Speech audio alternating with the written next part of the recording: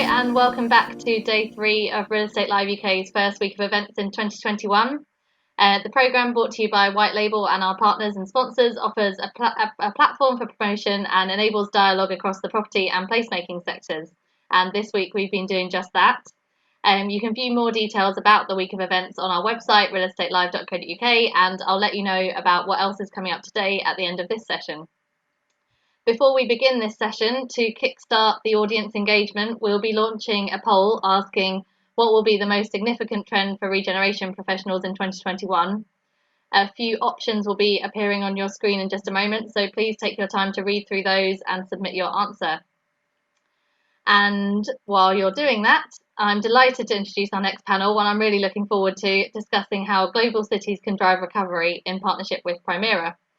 We'd like to maintain the audience interactivity levels during the session, so please do submit questions for the speakers during the session using the Q&A feature. And to moderate those sessions and host the session, I'd now like to hand over to Sherry Dobbin, Managing and Cultural Director at FutureCity, who will be chairing the debate. Over to you, Sherry. Thank you. Welcome. So pivot, adapt, scale, surprise, engage, invite, question, comfort. Basically, how can we reclaim, recover, and redefine our cities? A global experiment has unfolded. People without culture and sport have used this for creative and emotional enjoyment release or catharsis. We've seen depression levels fluctuating. We've seen the supply chain of culture clearly. Parks have become valuable and not something that's just pretty. Local has been important. We've rediscovered what's nearby. When community has been disbanded, we found ways, whether it's just lifting our windows and clapping that we can, or performing across courtyards, we found a way to form it. Our hybrid lives have accelerated. We're digitally reliant and responsive. The retail retreat, the commercial office fears are looking towards the need for experience or what makes it worth my while. New social behaviors and spacing means that we've drawn attention to wellness and health. Restaurants who have pivoted to small takeaway options actually leave room for artisanal trials to be accepted. We have questions of business rates, leasing options, planning flexibilities. And Ruth, I noticed on one of your blogs, you said, we must pull together and think creatively. They say necessity is the mother of invention. Bids and business partnerships are well placed to take a lead role in the campaign to support recovery, working with partners to stimulate growth, boost confidence, provide vital guidance. And then obviously from my personal perspective as an advocate of creative placemaking, we look at how we consider this as a sustainable methodology for recovery and also success, where we intentionally leverage the power of arts, culture, and creativity to serve the community's interest, while driving a broader agenda for change, growth, and transformation in a way that builds character and quality of place. So we don't have the option to compare our safe option and our risk. Everything is turned upside down. This means that risk is a given, and so we can use it for necessary change. So it's a time that we recover and we reclaim what is important and we redefine what we need. It's a time to be radical and together. Our 5 speakers have long enough careers and interesting backgrounds that we could go in detail, but I'm not going to give bios. I'm just going to introduce each person and ask them a question, and then we'll go into a Q&A. So if we start with you, Ruth, you are the Managing Director of Primera Corporation, and you're working with numerous bids across London. So if you can start us out locally here, how has London changed in the last year? What are the challenges, and how intrinsic is it to the successful recovery of the UK? That's great. Thank you very much, Sherry. And obviously delighted that Primera has the opportunity to obviously share the stage with you this afternoon, Sherry, but also with our colleagues from across other European cities, which is fantastic today for us. Really very much looking at how can global cities drive a global recovery. From a Primera perspective, we are a regeneration company, creating private and public sector partnerships that really positively shape and influence local environments. And I think over the last 15 years, we've led the development of a number of central London business improvement districts. So our portfolio now represents about 16 business improvement districts, business-led partnerships across the central activity zone in central London. So we operate from the City of London through to Camden and into Westminster. And although we represent thousands and thousands of businesses across those geographical footprints, we have a membership base of approximately 4,000 members. And collectively, they generate about £11 million per annum that's all then reinvested back into the local districts. So our reach is extensive, and we feel well placed to be able to support the recovery of our city. I think following the Prime Minister's announcement on Monday, setting out his framework for how the country will emerge from this third and hopefully final lockdown, I think for us, in order to achieve that, it's about collaborative effort. It absolutely needs to sit at the heart of our response, reflecting on government's roadmap as we begin to see the lockdown easing. I think we need to formulate a clear vision of how London must respond to its next big challenge, and we cannot overestimate the importance of getting the recovery right. Thousands of jobs are at risk in the capital across numerous sectors, notably across hospitality, culture and retail. And I think it's estimated that in the arts and cultural sector alone, over 26,000 jobs are on the line, as is London's nighttime economy as well. So we face huge challenges. Tourism spending was down by over 10 billion last year, and with international travel looking unlikely in any numbers for the remainder of this year, we need a fresh approach to how we can promote London to our domestic market and to workers starting to return to their offices. I think we can all agree that the pandemic has absolutely accelerated changes we were already seeing, with a significant number of businesses having to sadly close permanently. So from a London perspective, we need a strategy that doesn't just look at the recovery, but also looks at how we handle some of those empty units that are now beginning to emerge across the central London district, but also more fundamentally, how we respond to the changes in the footfall that we're going to see going forward, most notably in the short to medium term.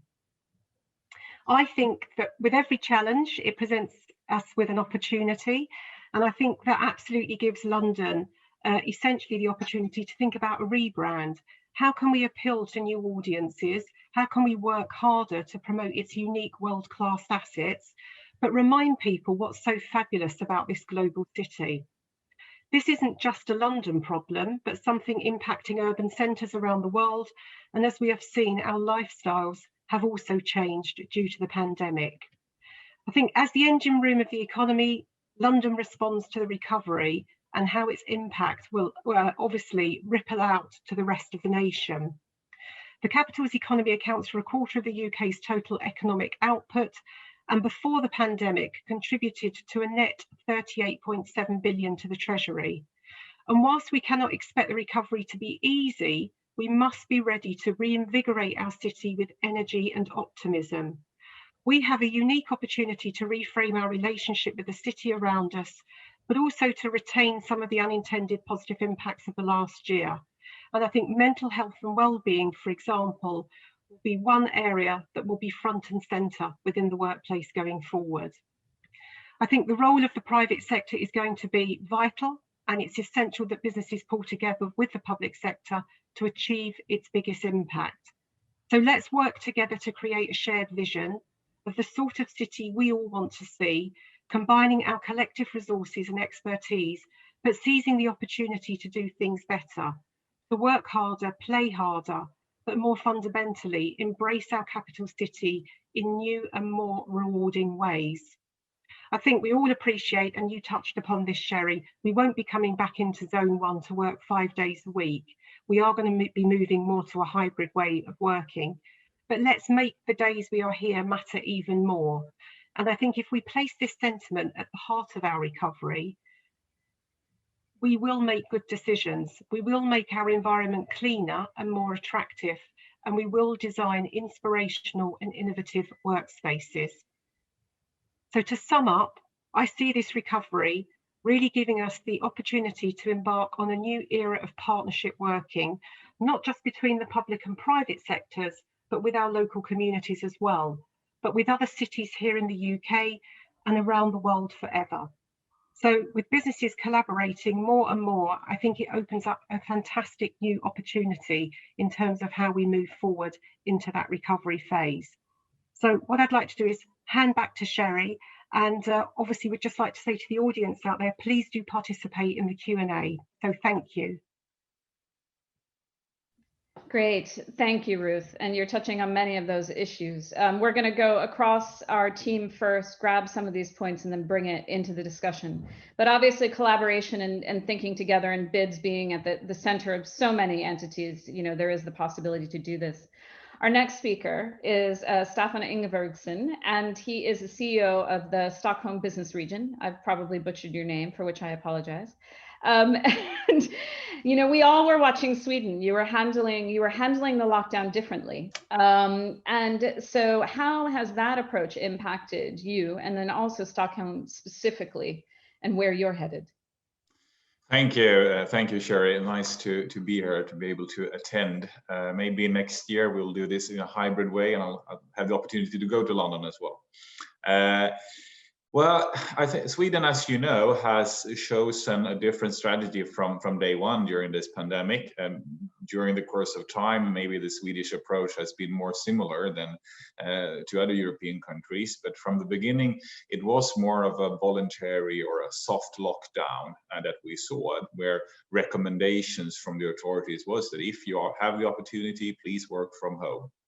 And a lot of Swedes and a lot of Stockholmers did that. We have an excellent IT infrastructure in Stockholm, so from the tech side, there was really no problem. And also a business culture where few of the larger companies from the start or before the pandemic really made it possible for people to work from home 1 or 2 days a week. So the shift wasn't that hard and brutal to begin with.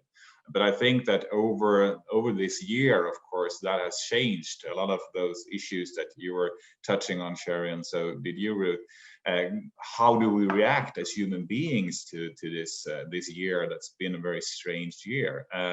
That has also gotten a rather large effect, I think, in the Swedish population. But looking at the economy in Stockholm, we can see a very divided development during last year. The ICT sector, which is a very strong base industry here in Stockholm, has done a really good job. Ericsson has had a beautiful year last year. And the life science sector, with the closeness to the leading university of Karolinska Institute, and so has also had a really good year. And we have had a rather large interest in foreign direct investments in the Stockholm region all through last year. We have had also, because of the fact that we have been a rather open economy, I would say, we've had visitors here looking for new investments. So when we summarize last year, it will be a good year for those sectors. But of course, looking at the culture sector, looking at the hospitality sector, the visiting economy, it's been hit hard. It's been hit hard in all the major cities in Europe, and so also in Stockholm. We lost about 50% of the commercial bed nights 2020 compared to 2019. So of course it's been a really hard blow.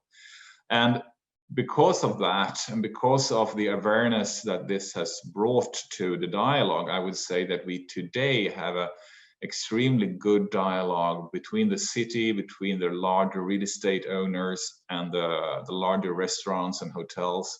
Also the retail sector coming into that dialogue right now.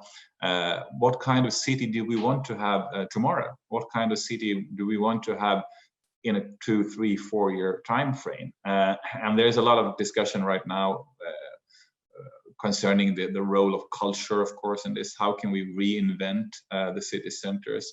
So I see that those kinds of dialogue has strengthened during the pandemic, and I'm sure that that will also result in a new way of looking at the city centers around Sweden and in Stockholm particularly, of course. I would say that is extremely important to work with. Another thing that also is on top of our minds right now is how can we build trust to bring back the commercial bed nights? How can we work to build trust on a local level, on a regional level, European level, and maybe in a couple of years being back on also a global level to make sure that we'll get the people the visiting economy so badly needs.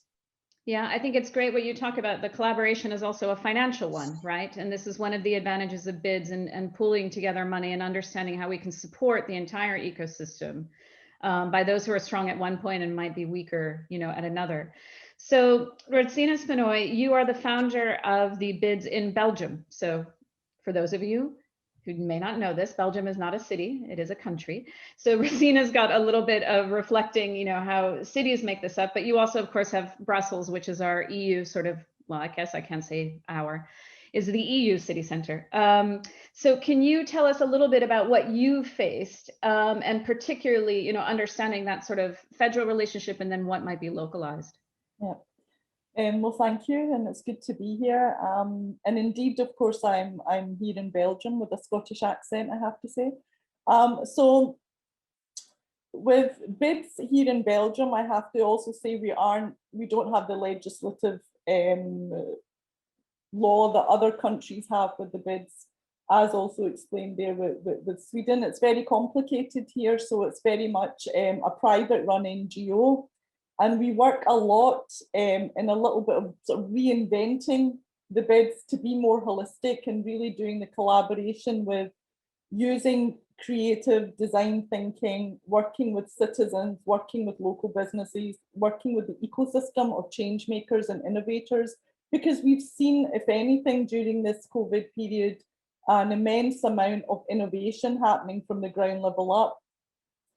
And also Belgium, I mean, it's a small country, it's 11 million people, but we have an awful lot with regards to the public sector. We've got 8 governments, and we've got the 3 regions, so it makes it quite complicated at points with regards to coordinated efforts. And if any challenges we've seen during this period, it's probably been that, because we also have 9 health ministers across the country. So and also during points like at the moment where we have the curfew, shops have been open since November, but the curfew is in place, but each region has a different time for the curfew.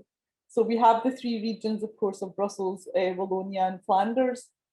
And in terms of business, it's not any different than what we've heard, obviously, explained before. I mean, the same also in London. I mean, it's hit businesses hard. We've also had some growth in the IT sector as well. I think a lot of companies and innovative companies that are providing secure cloud solutions, which is what's needed during this period of home working, has risen. But in general, of course, when it comes to the loss of revenue countrywide, it's been 12% across events and tourism. And of course, with EU events, etc., with Brussels being one of the most sort of diverse cities, if not the second diverse city, I believe, next to Dubai, and having the EU institutions, it's been hit hard with regards to, of course, the cultural sector and retail. But also, I think, like we've heard, there's also this opportunity to maybe reinvent our economics and to have a look at redesigning the system in some way. And so there, Brussels, for example, the region, the economic minister has been looking at redesigning the sort of economy and the transition economy and looking at the donut economy, which also Amsterdam has implemented as well. And I think possibly also Milan is looking at. So there's been a lot of sharing in that aspect of saying, what does this mean with regards to analysing the tools that we need, but also what does it mean on ground level? Because if anything, we've also seen that, there is this rise, certainly to look at sustainability, look at the local economy. So I think there's opportunities there, certainly that I've seen in parts of England also, where it's looking at local produce, looking at the local economy. How can we really look at the supply chain and make it more sustainable? And these are my views as to what I think that, we need to be doing more. But also, I think with the challenges that we have, with regards to the institutional challenges, I think certainly there's an opportunity now for more collaboration between public, private and civic organizations. So I think with this, it brings an awful lot of opportunities. At a federal level, we've seen certainly transitions towards sustainability with regards to sustainable renewable energy. And, you know, I think the federal government made a deal with Denmark with regards to energy, renewable energies there, and getting rid of sort of nuclear plants.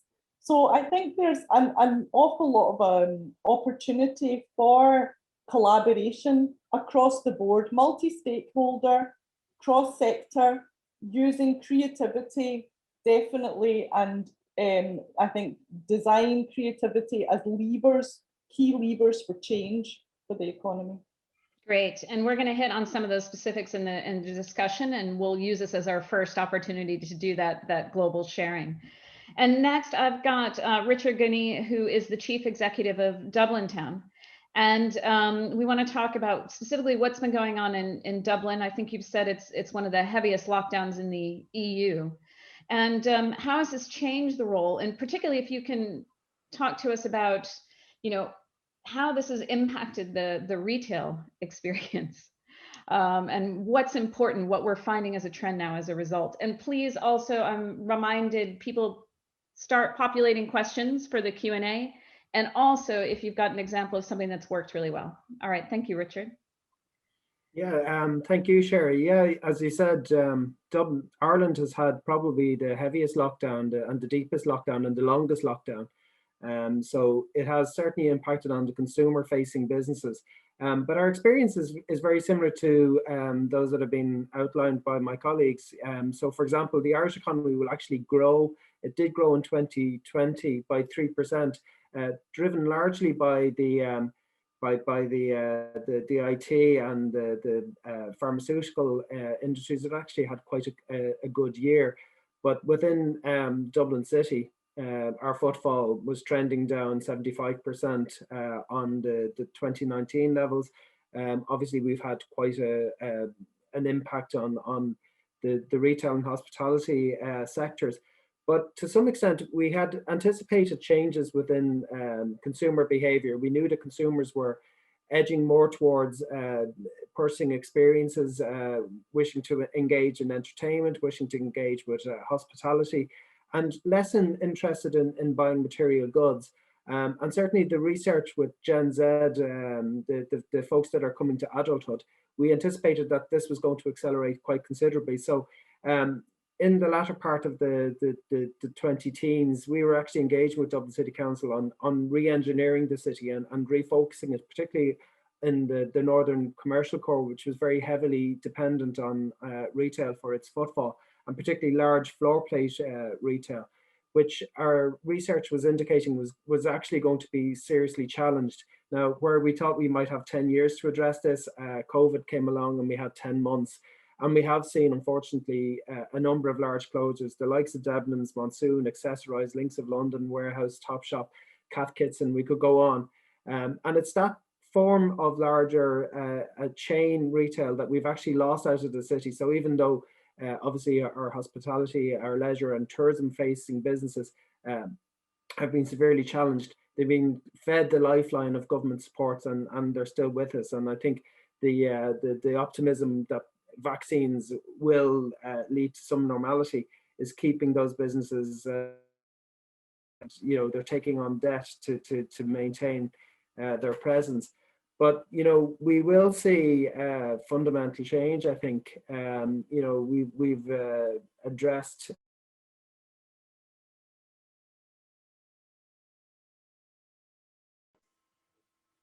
Oh, sorry, Richard, we just lost you. Oh, now you're back. I'm back. Sorry, my Wi-Fi went down there.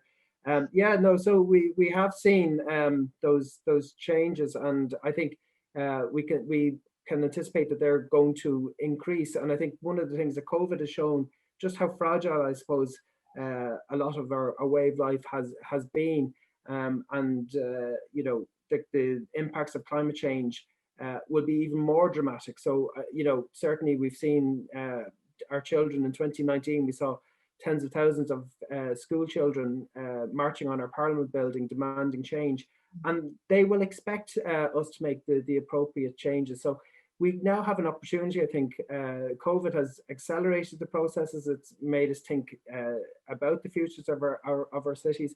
I think we're going to be seeing green infrastructure. I think we're going to be seeing more pedestrian zones. I think we're going to be seeing more opportunities for socializing and engaging in entertainment. I think we've been cooped up in our homes. We're really looking forward as human beings to getting out and meeting each other again and socializing.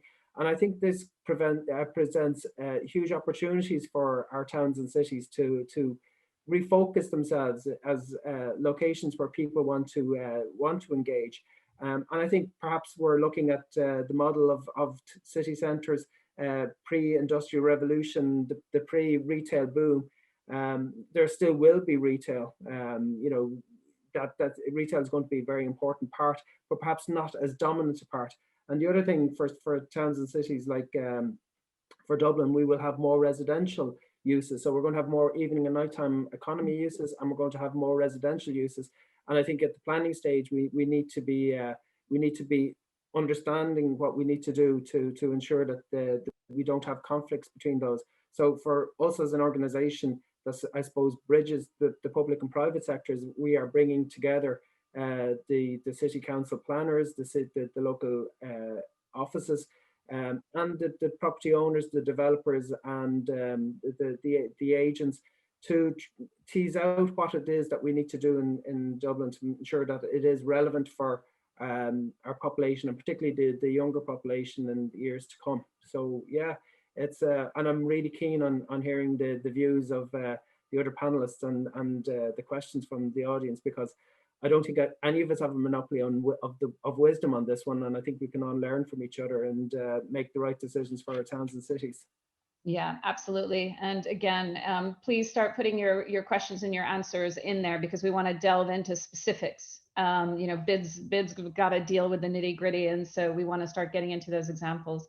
So Jacqueline Chambers is the Deputy CEO for the South Westminster bids. So you've got a couple of bids under your hat there.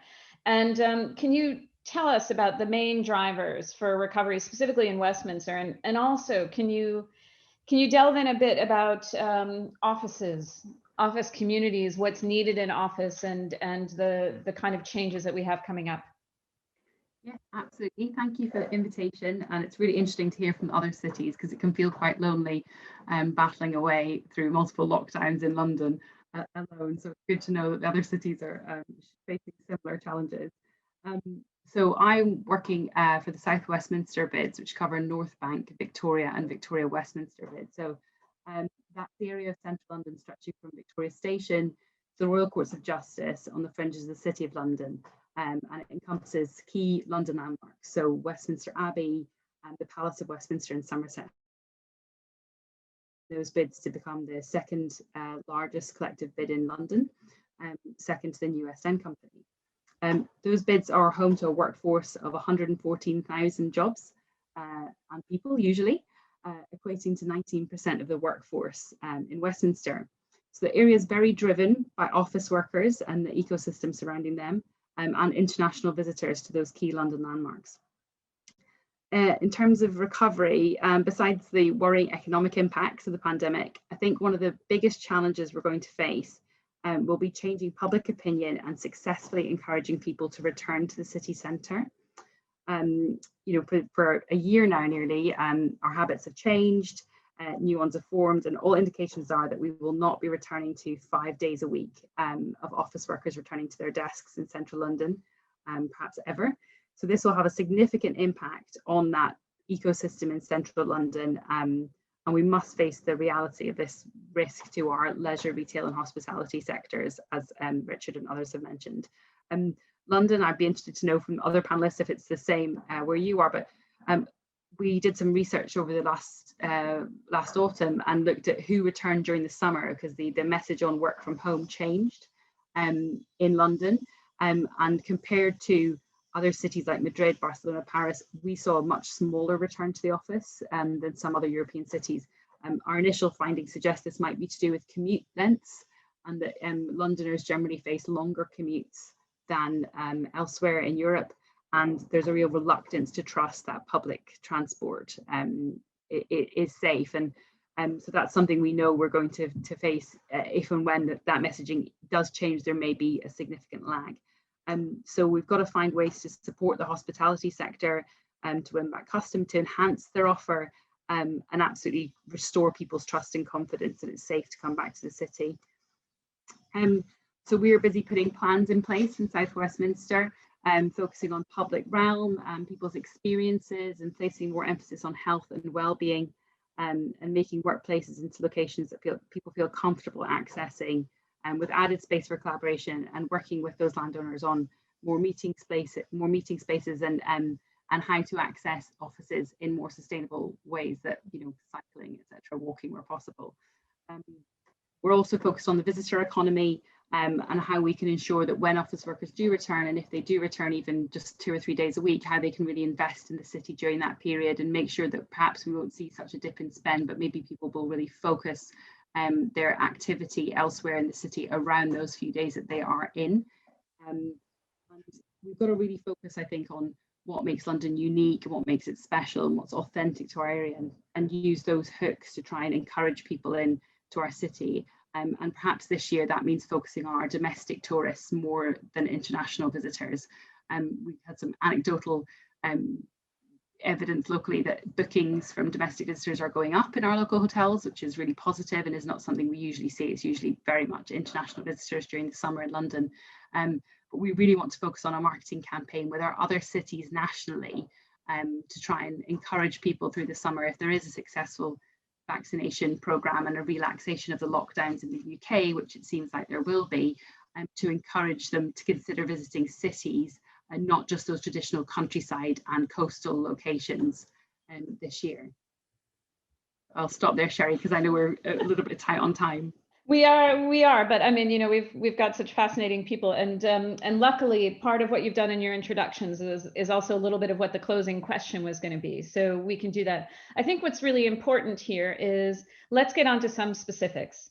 Everybody loves to know either a lesson that you've learned, a trick, or something you feel is really vital from your perspective. And again, you're all bids, so let's do this from the perspective of what is it that bids can do to help us in regards to some of these issues. So one of the ones that comes up and can often be marginalized, and we don't want it to be marginalized, are the issues of the greening of our cities. And you know, what are the environmental changes? And people got very excited in the beginning, but how do we ensure that this becomes an integral aspect to the changes that we make in our city centers? So Richard, maybe if you can start off, you had a couple of examples of where you think this is relevant to other pressures that cities are facing. Yeah, look, you know, we've done a fair bit of studies and research with consumers, and I think it's one of the things that bids can bring to the table. You know, we have that private sector research and those insights, and can engage with public bodies and to make sure that we do maintain that momentum and vibrancy and vitality. But in terms of the specifics, you know, what we've found in our research is that the public are very enthusiastic about creating not just pedestrianised streets, but pedestrianised zones. They want green infrastructure, they want carbon capture. You know, so in terms of the Dublin development plan that's being developed, we're advocating for increased planting. We're looking at green roofs, green walls. We've had some members who've reintroduced hives on the top of their buildings in green roofs, and we're encouraging pollinating flowers to be introduced back into the city. We've also got an imperative in Dublin in just the 19th century design of the city, that we had two instances in August of 2019. We had two 1 in 100 year events within a fortnight of each other, when basically we had very heavy rain, 17 millimeters fell in 15 minutes, was just unheard of in Dublin. But what it did was it overwhelmed the drainage system, and then the drainage system overwhelmed the sewerage system, and we had very unpleasant things happening in our river and into the sea. So there's an imperative for us to actually get on top of this and address it. So I think things like, you know, some really practical things like, you know, barrels at the end of downpipes, green walls, green roofs, green spaces, parklets, you know, devoting some of our very hard surfaces towards some wild planting with pollinating flowers and assisting in biodiversity. And I think, you know, as I said, our younger people are going to demand that we make those interventions.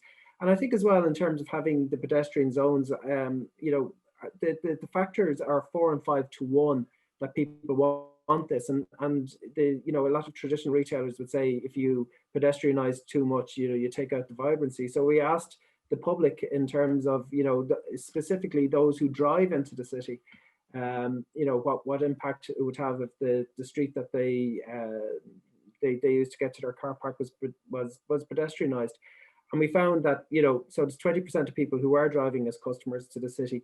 It was 17% of people who drive said that they would be persuaded to take their custom elsewhere. But when we dug behind that, half of those people hadn't been in the city in 2 years anyway, so they weren't our customer base. And then when we compared it to people who would be encouraged to come in if we made these interventions, we found that the spend would increase by a factor of 4 to 1. So I think there's a genuine economic argument to making these interventions and actually, you know, doing the right thing. And I think, you know, obviously, you know, we've got energy savings within businesses themselves. And another thing, like I'll be on a call this afternoon about last mile delivery, which is basically, you know, where we have delivery hubs, and then from those hubs using cargo bikes or electric vans that we make the deliveries to businesses in the city. And I think, you know, we can look at deliveries out of the city as well using electric vehicles. So, you know, that's using technology in terms of combining, you know, the delivery requirements of a number of businesses so that we can scale back the number of vehicles that actually need to come into the city. That'll help us with our congestion. It'll certainly help in terms of pollution. It'll create a better environment. And I think, you know, there are many examples like that where we can be quite innovative and use technology and work with our local authorities and our business communities to create a much more pleasant and welcoming environment in our towns and cities. Exactly. And I think, you know, it's not one versus the other. We're understanding that green, like you say, is driving consumers. It's also driving investors. And the way that investment is going into property is shifting. So you've got to pay attention. Your consumers are your investors as well, very often. So we've got a good question from the audience that asks about adapting cities' need to appeal to younger generations. And this is important. We've got young people who have got very often pushed around with no place to go. We've got middle-aged people who have the income, but not the time to go spend it per se. And we've got older people as well. So the question is, how do we create cities that are more intergenerational and appealing to a broad audience? So I wonder if Staffan or Rozina, maybe you can give us a little international perspective about some of those issues of having a more intergenerational city experience. I can refer back to probably a project I started maybe 2-3 years ago, where indeed we need to look at, you know, creating more intergenerational projects and linking. It again comes to collaboration of the private, public, civic. Now, we did a project where it was linking with a local factory chocolatier, but we also linked to an elderly person who was an active pensioner, but also an entrepreneur.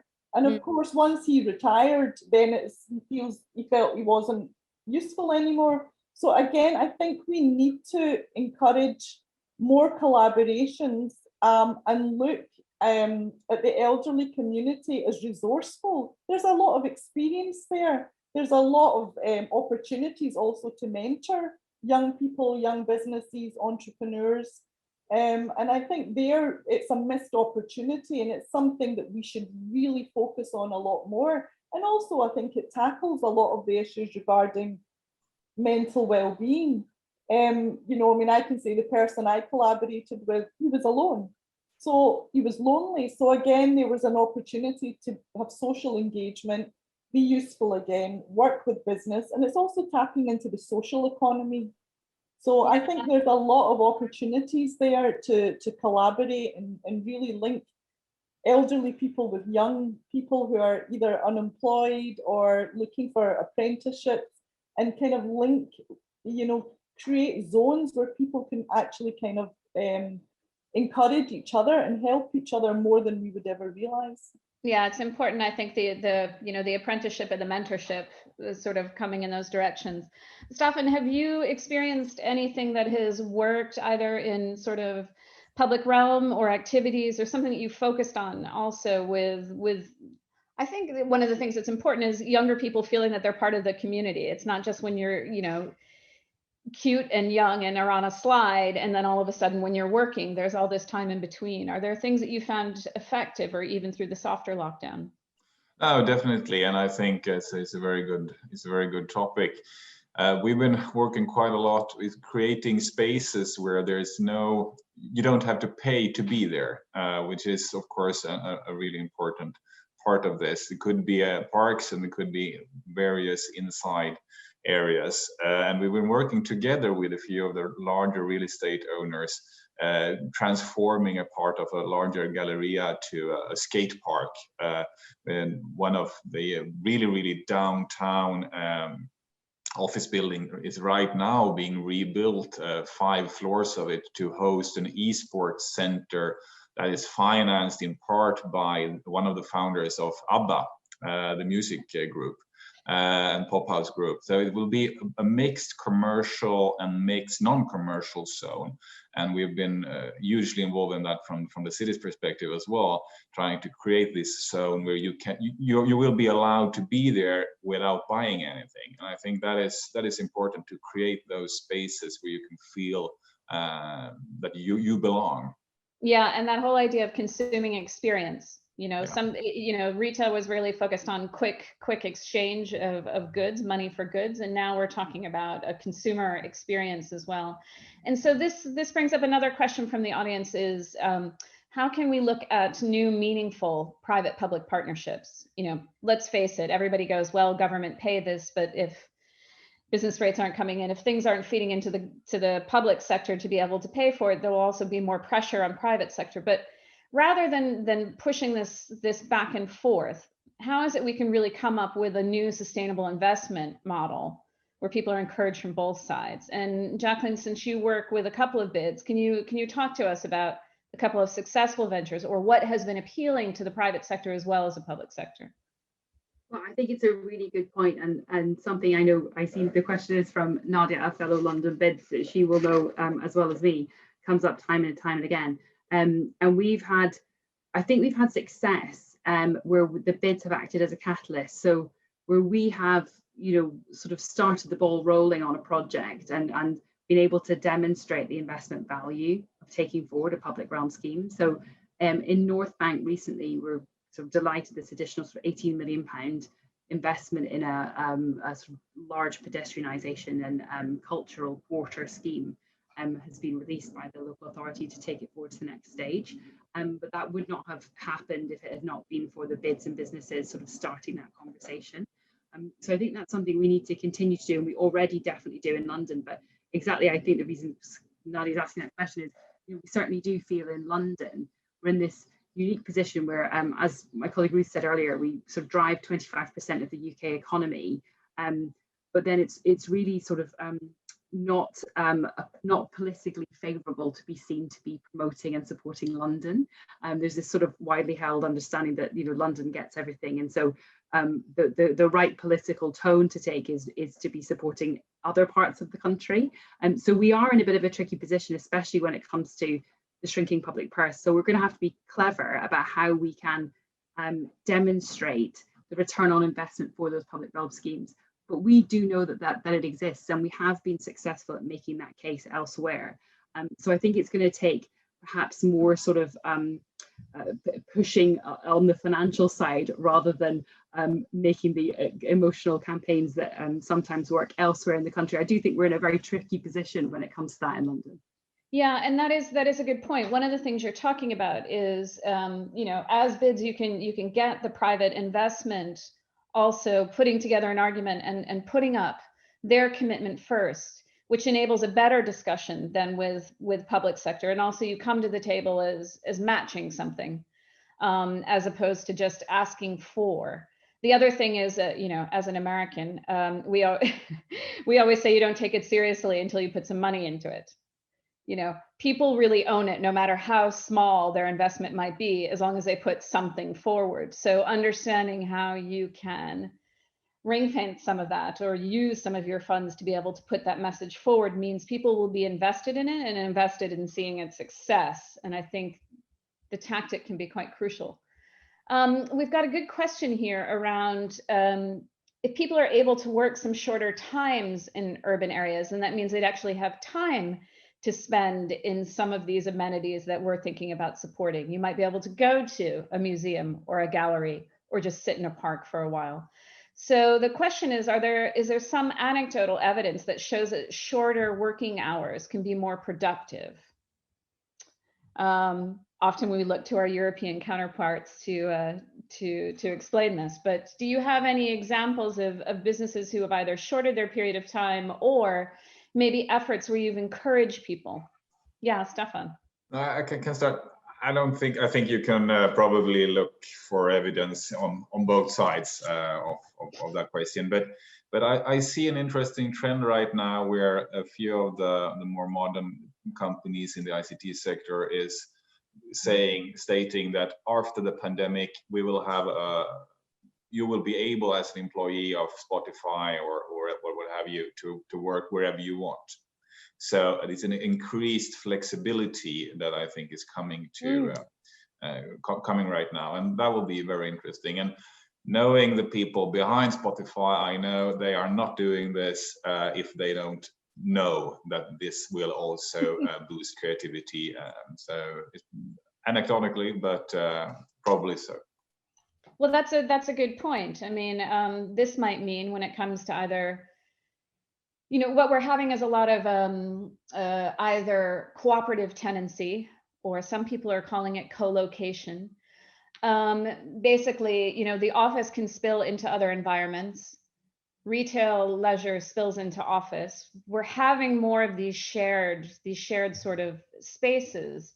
So do you think this means we should be asking for a little bit of like co-working space available in our shops, our museums, our other things? Is there a way that we should be thinking about our working time actually now that we're getting used to being in different environments? Can we see it? I think we have already seen it started with a lot of people, young people working in restaurants and cafes and so on. So I think that shift has been going on for some time, and now it might be scaled up, but I think we're already there. Great. As far as making our cities a destination for our local audiences now, as opposed to just international, cities very often have relied upon the international tourism. Are there particular tricks that any one of you have tried that you found either were surprising or gathered greater response than you expected, or virtual events that have become quite popular? Jacqueline?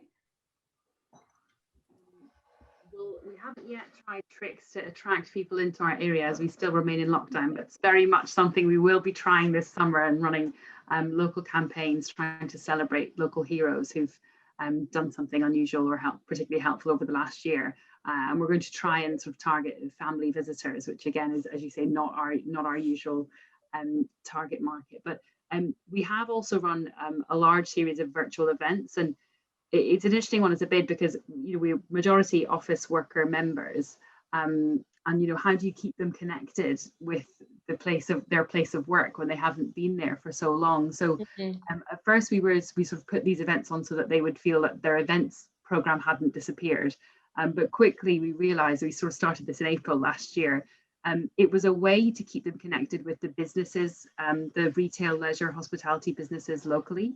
And it was a way for those restaurants particularly that had never had any online presence really to develop an online offering. And so we ended up in a position where this grew over the year last year, and by Christmas time we had, you know, virtual office Christmas parties with wine delivered to the door from a local wine tasting restaurant based in Victoria. We had, dim sum masterclasses with a local chef who, who had never done this online before, and then people were able to sort of purchase and support their at-home kits through links on there. So it has definitely made us think differently, and I think there have been, we would never have thought to do that had it not been for these lockdowns. So that's something that maybe we could look to continue, especially if this hybrid model of working carries on, where we won't have those days that everyone is in the area. Maybe this is something that is the future for our engagement. Yeah, it does feel like it's the rise of the populist concierge. Things can be delivered for you, and I think the virtual presence, what people have seen as an advantage is people are starting to do things online, make orders, make choices, try things, but not only that, plan, online. So it's one of the things that, we've been working with and advising the Heart of London, Business Alliance, as far as, when it comes to opening back up, the sort of curated experiences that can happen in the area. And while that might have been hard before, now people are instantly going online to see what it is they should be doing if something is open or going on. And I think, this is one of the things that has come up, IT has flourished, those industries have flourished, and our hybrid world will continue to, and we don't want to see it as one fighting the other. Are there other aspects that any of you have experienced in which there's been a virtual element that has really been helpful, beneficial to your businesses, and you'll think about continuing, or something you feel that a bid needs to do now that it didn't do before? Just put you all on the spot. Yeah. I can just say, I think with regards to that is also this connecting beyond borders. I mean, whereas before we would have been doing it really locally, now there's this, you've got the whole world as your audience, and that's something we never had before. And I think that aspect of exchange, knowledge sharing is fantastic. And also, I think more than anything, we've been overwhelmed by so many free events and so many webinars and, possibilities to exchange and share and see what's happening in another city and bring that in and trial and test it out. So I think that's a huge thing that's made a big impact. But also, I can't say all of that without also mentioning the sort of digital divide as well, because there are many businesses and many that aren't really up to scratch with how they should be with regards to, bridging that digital gap. So I still think a lot of work needs to be done there. And then also, as far as, footprints, as you brought up, Richard, a lot of the larger retailers have needed to pull out. And we have a very different ground floor experience now. We're going to rethink it. At the same time, a lot of restaurants have needed to become sort of shops and takeaway. And it's been very exciting, around where I live, to watch how many have developed that never would have been able to afford it before. So what does this mean? Do we actually get to have, more sort of either artisanal or local based or, more culturally diverse, offerings, because we can offer, smaller spaces in key locations in our cities? Yeah, look, I think this is a real opportunity for us. And if you take some of the large department stores that have left, we know that they would be split into different uses. And, we are looking at more cultural uses. And we've done research with the National Theatre, which is within our district. And we were really surprised by the amount of money that was spent by their patrons. We knew there was probably going for a meal or whatever, but they actually spent in retail as well. And I think we're going to see that blending, as you said, between, the blurring of lines. And it's actually a conversation we're having with Dublin City Council in terms of the planning restrictions, that it is a retail space or it is and you're saying that's, forget about your category 1 and category 2 retail and your hospitality. Like, it's going to be this blending, and we're going to see blending of businesses out into the public domain on pedestrianized streets. I mean, to create a more welcoming environment. And I think this is a real opportunity. Now, I do think we need to keep some sort of a vibrant use at ground floor and first floor level. But we've an experience as well. We had a very deep recession. We had the banking crisis really hit us hard in Ireland in 2008. And we had a number of developers who went bust. And we had the National Assets Management Agency, which basically was a big receiver for a huge amount of space. And within a historic part of the city, they acquired huge amount of space, and they effectively allowed licenses on short-term basis at good prices to young folks, and we marketed that as the creative quarter, as a with using social media, that this was the coolest part of the city, and all of these really cool people doing things like artisanal products, doing interesting retail, doing interesting food, doing interesting cafes, having entertainment spaces. And we went from a position of 25% vacancy down to no vacancy, and people saying, if you hear of any space becoming free, let us know. And we had Condé Nast saying, forget about Temple Bar, go to this really cool part of Dublin, all within 2 or 3 years. So, I mean, I think it's a model that we will be rolling. We've spoken to the council about, this is a model we'll be rolling out again with property owners. We need their support in terms of planning, but we need to. This gives us a tremendous opportunity, and I think there's a lot of talk about technology, and technology is going to be very important. And anybody's got young adults, children, or teenage kids know just how important technology is.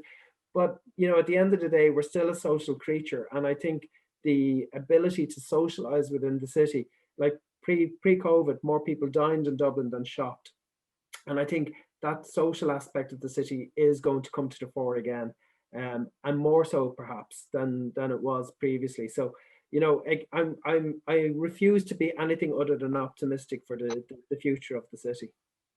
Great. And we've got just a couple of minutes, so I'm going to ask each of you to answer one thing very quickly. And this is touching on, is there a utopia beckoning? And also, how do we reinvent? So really quickly, I'm going to go around, and instead of asking what the biggest change is or challenge, I want you to tell me what you think is the biggest opportunity you specifically are going to deal with in your area, in your bid, and just choose one. Rozina, I'm going to start with you. I would say accessibility for all. Great. Jacqueline? There's quite a few, but I think to Nadia's point, trying to bring the public and private sector together to use this as a catalyst for public realm improvement. Great. Staffan? I'm certain that the city is the answer even after the pandemic. What we see right now is that we have a good opportunity to strengthen the trust between the different stakeholders. And I think we'll have to use the time for that right now. Great. And Richard? I think it's bringing property owners, developers, the council together to create a green, warm, friendly environment where people want to spend their time, because if that's where they want to spend their time, that's where they're going to spend their money as well. Great. I want to thank everybody for joining us, our audience and our speakers. It's a huge topic, but one thing that's really exciting about the discussion is to understand that a lot of these issues are not separate. They all rely upon one another. So we can fight for them to bring economic strength, environmental strength, and social strength together.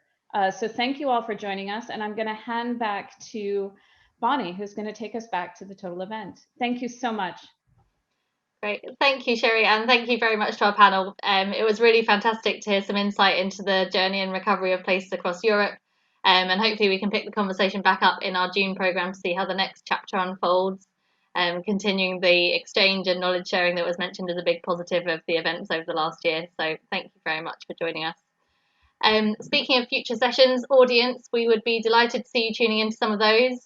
We've got one session left at 2 p.m. today, another opportunity to hear from a few international partners. It's called Beyond Buildings, Placemaking for Innovation with the UK Innovation Corridor. So you can sign up for that on the website. And tomorrow morning we'll be in Northern Ireland with Wayne Hemingway for a session focused on Belfast. So have a look out for both of those. And I hope you can tune into some more sessions this week. Thank you for joining us today, and we look forward to seeing you all again soon.